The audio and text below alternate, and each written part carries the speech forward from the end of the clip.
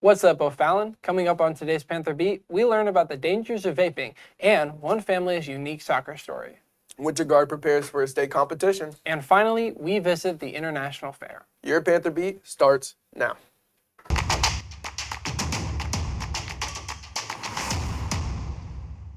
Hello, I'm Carson Malone. And I'm Tashawn Bills, and this is your Panther Beat for Wednesday, May 22nd.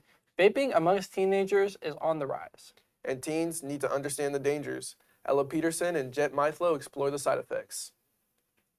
The CDC states that 2.5 million high school students reported e-cigarette use in 2023. E-cigarette products are defined as products that can be used to deliver nicotine, cannabis, flavorings, chemicals, and other substances. And O'Fallon students are no exception.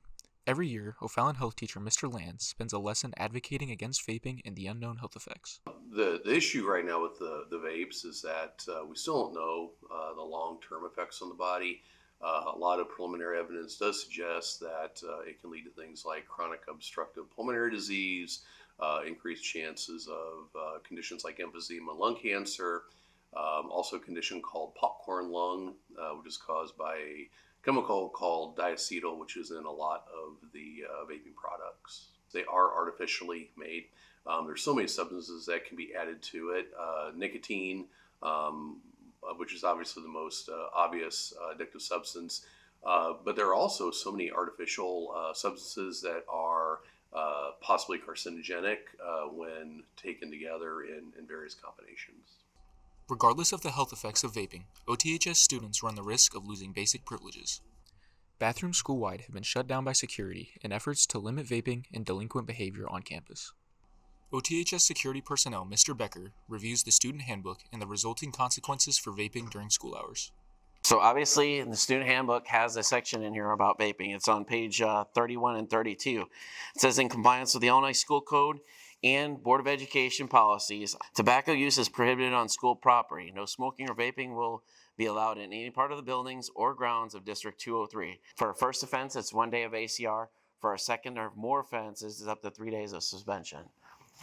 So as far as the THC vapes, that falls under the drug aspect where you could get as far as expulsion. So how can OTHS students combat the vaping epidemic? And if you're not happy about the bathrooms being shut down, obviously the best thing to do is to tell somebody. Therefore, we can try to address or find out the situation so that when we can keep the bathrooms open more and also prevent some damage and that kind of thing. Reporting for Panther Beat, this is Ian Maxiden. The only vapor you need Is what's coming from your humidifier. Calling all seniors, Student Council wants to highlight your senior year on the bulletin board outside of the attendance office. Email your favorite moments to stuco at oths.us by this Friday. Speaking of seniors, don't forget to pick up your cap and gown in the Panther Center this week.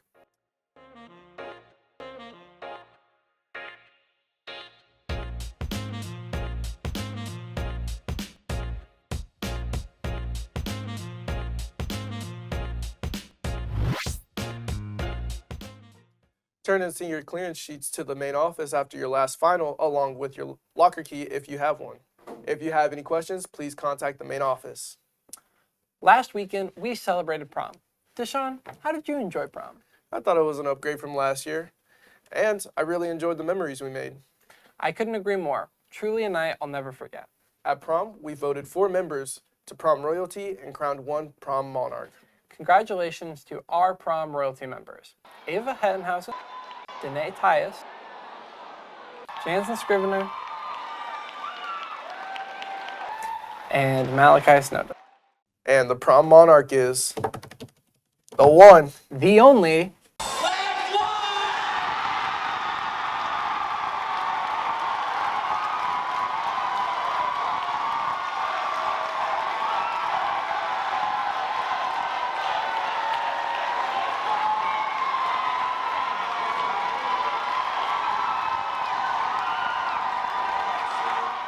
Congratulations, Lex.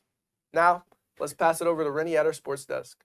Hey O'Fallon, I'm Rennie with your Panther Sports. Our boys track team qualified multiple athletes for the state meet. Our boys qualified in the 4x800, 4x200, 4x100, the mile, 2 mile, 200 meter, 800 meter, 100 meter, and the 300 meter hurdles. Congrats boys and good luck at state.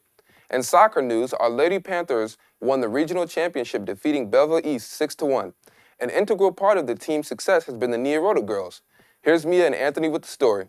Emerson, Claire, and Delaney Nieroda have been playing soccer together since they were young. They have all transformed into the state champions that they are today, playing soccer on the OTHS girls soccer team.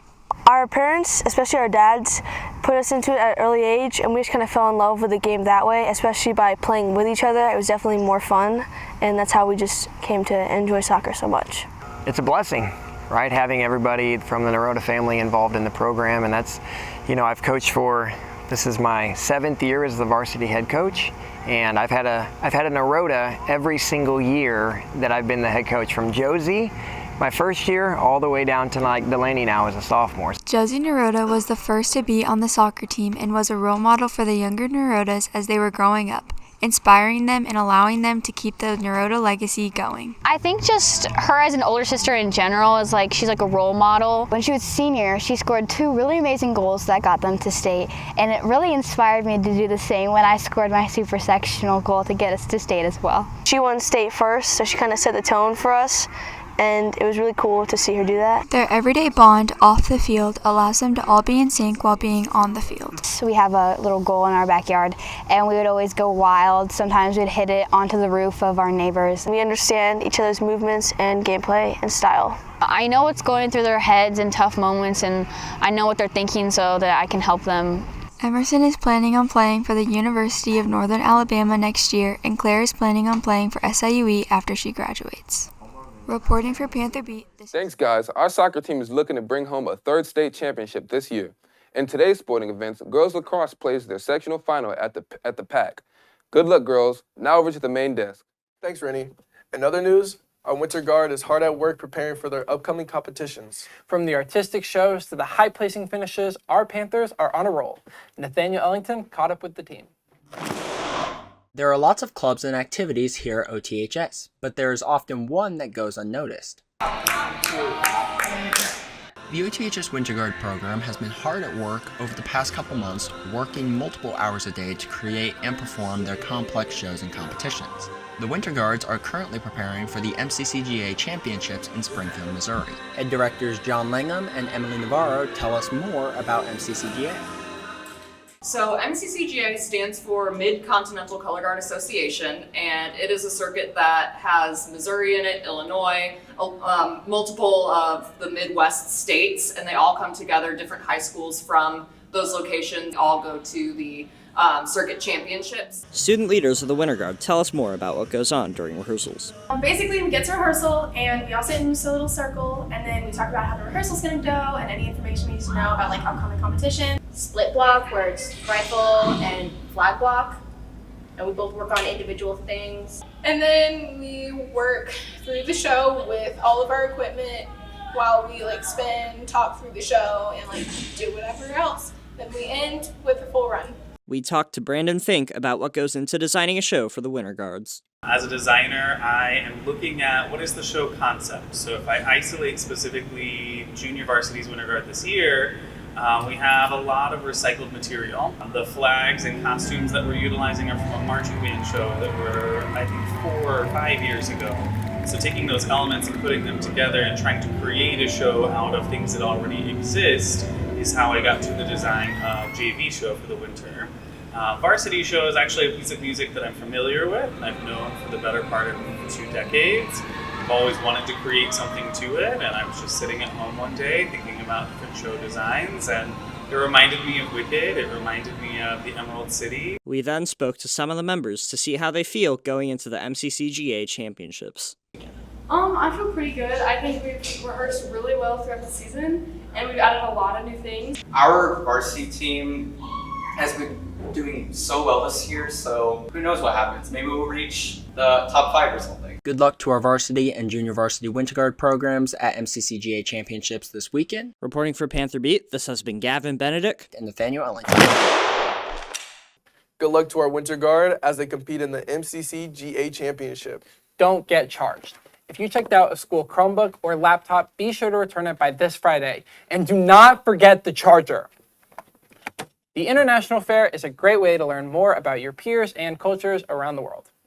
Panther Beat's Khalil Bentley gives us an exclusive look. The International Fair is great for two reasons. It's great for the kids who have cultures that they can share with others and tell us about their families or other places that we don't know about, but it's good on the other end for our students who maybe haven't lived outside of O'Fallon or moved around all over the world. They can see all different cultures and try new things from different places. By having the International Fair, we can better understand how other people see and do different things, and just kind of learn more about our friends and the people in our community. So the booth that I brought today is Jamaica. It's my homeland. That's where my family's from. My mom was actually the first person on her mom's side of the family to be born in America.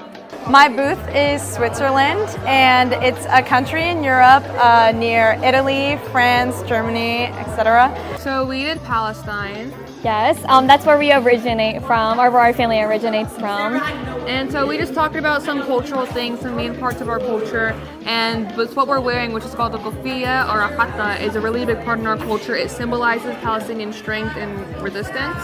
So a lot of Jamaicans wear head wraps just because it's in the tropical area, and so it can get really hot. And so kind of just having your hair out of your face helps you keep stay cool. We are serving hot chocolate at our stand, and the reason why we have hot chocolate is because chocolate is one of the things that Switzerland is known for, along with cows and cheese. Yeah, I think that with the internet we can see and hear music and watch videos from all over the world, but it's hard to understand the background or why or more information about their countries.